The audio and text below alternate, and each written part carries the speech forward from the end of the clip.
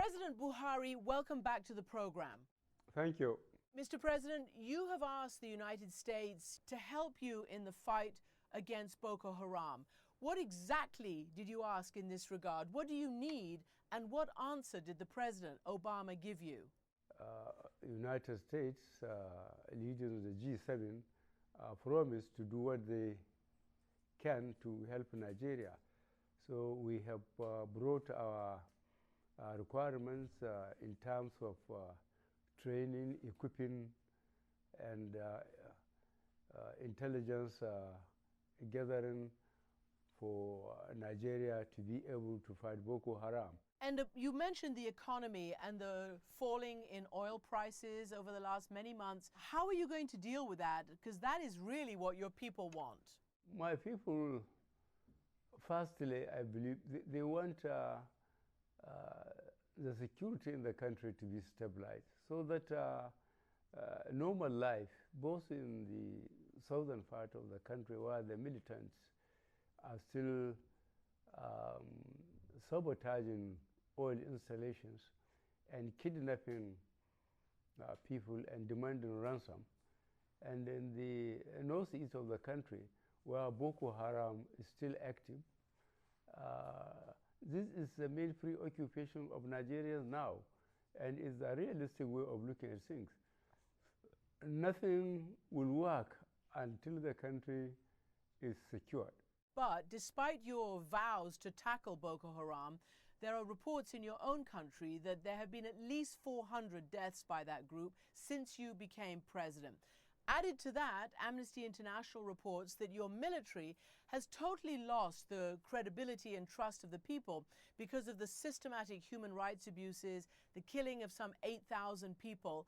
How do you expect your military to be able to go against Boko Haram to get the trust of the people instead of being a platform for Boko Haram's grievances?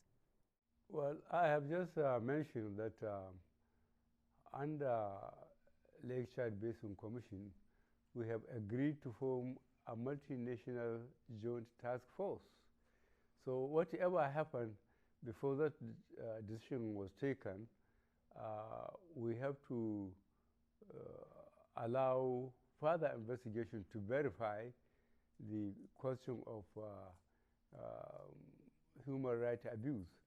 And with that, I'm sure you must have known the decision taken by this government, federal government of Nigeria, in changing the military command. What about the girls, the famous Chibok girls, the 200 or so who were abducted so long ago? Yet again, there's been a suggestion that the Boko Haram captors may trade them, may seek to trade them for incarcerated inmates who they want to get out. Is your government willing to trade those girls in that regard? We have to be very careful about the credibility of various Boko Haram leaderships coming up and claiming that they can deliver.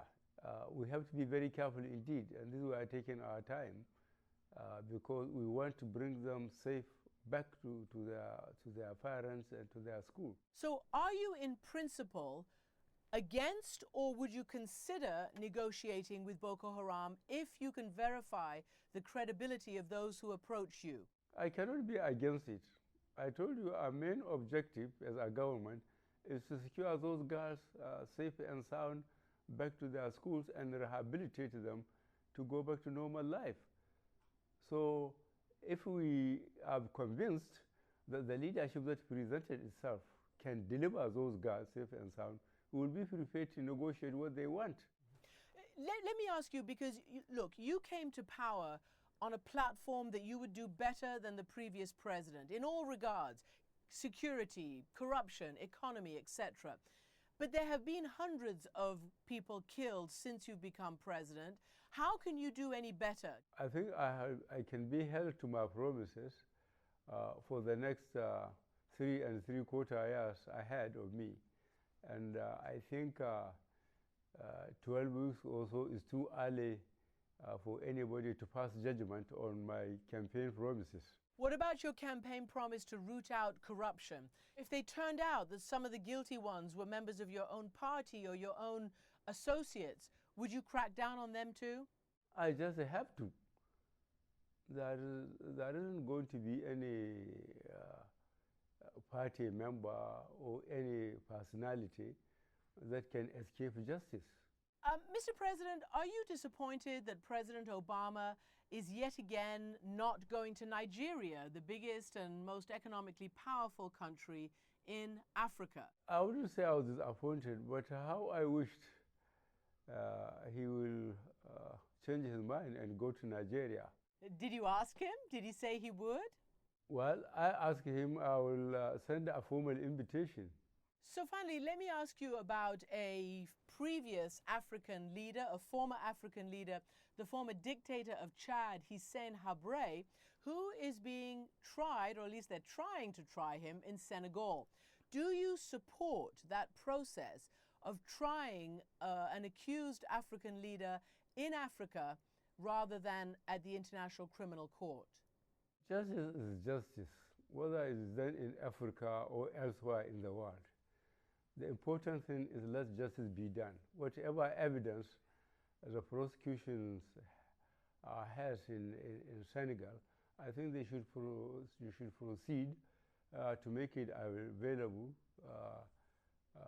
to the world and prosecute him according to international law on human rights. So you support that process? I support any process that is based on justice. President Muhammadu Buhari of Nigeria, thank you for joining me from Washington today. Thank you very much.